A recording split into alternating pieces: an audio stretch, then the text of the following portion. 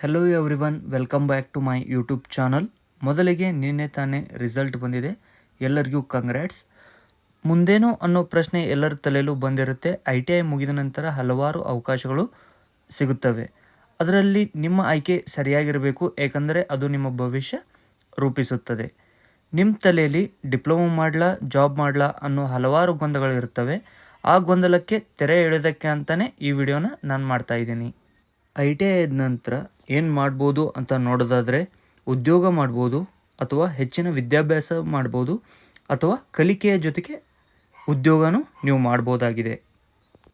ಇನ್ನು ಉದ್ಯೋಗದ ಬಗ್ಗೆ ನೋಡೋದಾದರೆ, ನೀವೆಲ್ಲರೂ ಕಂಪಲ್ಸರಿಯಾಗಿ 1 ಇಯರ್ ಅಪ್ರೆಂಟಿಸ್ಶಿಪ್ಪನ್ನು ಮಾಡಲೇಬೇಕು ಅಂತ ಗೌರ್ಮೆಂಟಿಂದ ರೂಲ್ಸ್ ಇದೆ.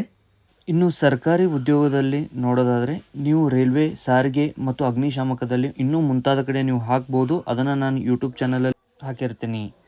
ಇನ್ನು ಖಾಸಗಿ ಉದ್ಯೋಗದ ಬಗ್ಗೆ ನೋಡೋದಾದರೆ, ನೀವು ಅಪ್ರೆಂಟಿಸ್ ಆದಮೇಲೆ ಯಾವುದಾದ್ರೂ ಒಳ್ಳೆ ಕಂಪ್ನಿಯಲ್ಲಿ ಕೆಲಸ ಮಾಡಿ 2-3 ವರ್ಷ ಯಾವುದೇ ಕಾರಣಕ್ಕೂ ಕಂಪ್ನಿಯನ್ನು ತೊರೆಯಬೇಡಿ. 1 ವರ್ಷಕ್ಕೊಮ್ಮೆ ಕಂಪ್ನಿನ ಚೇಂಜ್ ಮಾಡೋದ್ರಿಂದ ಅದು ನಿಮ್ಮ ಕೆರಿಯರ್ ಮೇಲೆ ಪರಿಣಾಮ ಬೀರುತ್ತೆ. ಇನ್ನು ಸ್ವಯಂ ಉದ್ಯೋಗದ ಬಗ್ಗೆ ನೋಡೋದಾದರೆ, ನೀವು ITIನಲ್ಲಿ ಕಲಿತಂತಹ ಟ್ರೇಡ್ನ ಅನುಗುಣವಾಗಿ ನೀವು ನಿಮ್ಮ ಸ್ವಯಂ ಉದ್ಯೋಗವನ್ನು ಶುರು ಮಾಡಬಹುದು. ಈಗ ಸರ್ಕಾರಿ, ಖಾಸಗಿ ಹಾಗೂ ಸ್ವಯಂ ಉದ್ಯೋಗದ ಬಗ್ಗೆ ನೋಡಿದ್ರಿ.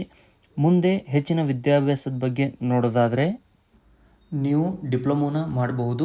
ಡಿಪ್ಲೊಮೊ ಕೋರ್ಸ್ ಡ್ಯೂರೇಷನ್ ಬಂದುಬಿಟ್ಟು 2 ವರ್ಷ ಇರುತ್ತೆ. ಡಿಪ್ಲೊಮೊದಲ್ಲಿ ನೀವು ಯಾವ ಕೋರ್ಸ್ನ ತೊಗೋಬೇಕಂತಂದರೆ, ITIನ ಕೋರ್ಸ್ನ ಅನುಗುಣವಾಗಿ ನೀವು ಕೋರ್ಸ್ನ ಡಿಪ್ಲೊಮೊದಲ್ಲಿ ಸೆಲೆಕ್ಟ್ ಮಾಡಬೇಕು. ITI ಮಕ್ಕಳಿಗೆ ಡಿಪ್ಲೊಮೊ ಈಸಿ ಅನಿಸುತ್ತೆ, ಯಾಕಂದರೆ ಅವರು ಟೆಕ್ನಿಕಲಿ ನಾಲೆಜ್ ಹೊಂದಿರ್ತಾರೆ. ಡಿಪ್ಲೊಮೊದಲ್ಲಿ ಟೆಕ್ನಿಕಲ್ಸ್ ಕ್ವಶನ್ಸ್ಗೆಲ್ಲ ಅಥವಾ ಪ್ರಾಕ್ಟಿಕಲ್ ಆಗಲಿ ಥೆರಾಟಿಕಲಿ ಆಗಲಿ ಅವ್ರಿಗೆ ಈಸಿ ಅನಿಸುತ್ತೆ ಅಂತ ನನ್ನ ಅಭಿಪ್ರಾಯ. ಇನ್ನು ಕಲಿಕೆಯ ಜೊತೆ ಉದ್ಯೋಗದ ಬಗ್ಗೆ ನೋಡೋದಾದರೆ, ಲರ್ನ್ ಆ್ಯಂಡ್ ಯರ್ನ್ ಅಂತ ಕರಿತೀವಿ. ಇದರಲ್ಲಿ ನೀವು ಕಂಪ್ನಿಯಲ್ಲಿ ಕೆಲಸ ಮಾಡುತ್ತಾ ಕಲಿತಾನೂ ಇರ್ತೀರಿ.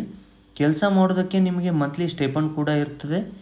ನೀವು ಇದರಲ್ಲಿ ಡಿಪ್ಲೊಮೊ ಇನ್ ಮ್ಯಾನುಫ್ಯಾಕ್ಚರಿಂಗ್ ಅಥವಾ ಮೆಕ್ಯಾಟ್ರಾನಿಕ್ಸ್ ಅಥವಾ ಟೂಲ್ ಆ್ಯಂಡ್ ಡೈ ಮೇಕಿಂಗ್ ಕೂಡ ಮಾಡ್ಬೋದು. ಈ ಅವಕಾಶ ಸಿಗುವುದು ಕಡಿಮೆ, ಸಿಕ್ಕರೆ ಕಲಿಯಿರಿ. ಕಲಿಕೆ ಎಂಬುದು ಮುಗಿಯದ ಪುಟಗಳು, ಬದುಕು ಕೊನೆಯವರೆಗೂ ಕಲಿಸುತ್ತಲೇ ಇರುತ್ತದೆ. ನೀವು ಕಲಿತಾನೇ ಇರಬೇಕು. ನೋಡಿದ್ರಲ್ಲ, ಉದ್ಯೋಗನಾದರೂ ಮಾಡಿ, ಹೆಚ್ಚಿನ ವಿದ್ಯಾಭ್ಯಾಸನಾದರೂ ಮಾಡಿ, ಅಥವಾ ಕಲಿಕೆಯ ಜೊತೆಗೆ ಉದ್ಯೋಗನಾದರೂ ಮಾಡಿ, ಆಯ್ಕೆ ನಿಮಗೆ ಬಿಟ್ಟಿದ್ದು. Right choice for a bright future. ಆಯ್ಕೆ ಸರಿಯಾಗಿರಲಿ.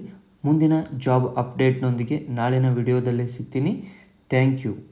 ಲೈಕ್ ಮಾಡಿ, ಶೇರ್ ಮಾಡಿ, ಸಬ್ಸ್ಕ್ರೈಬ್ ಮಾಡಿ.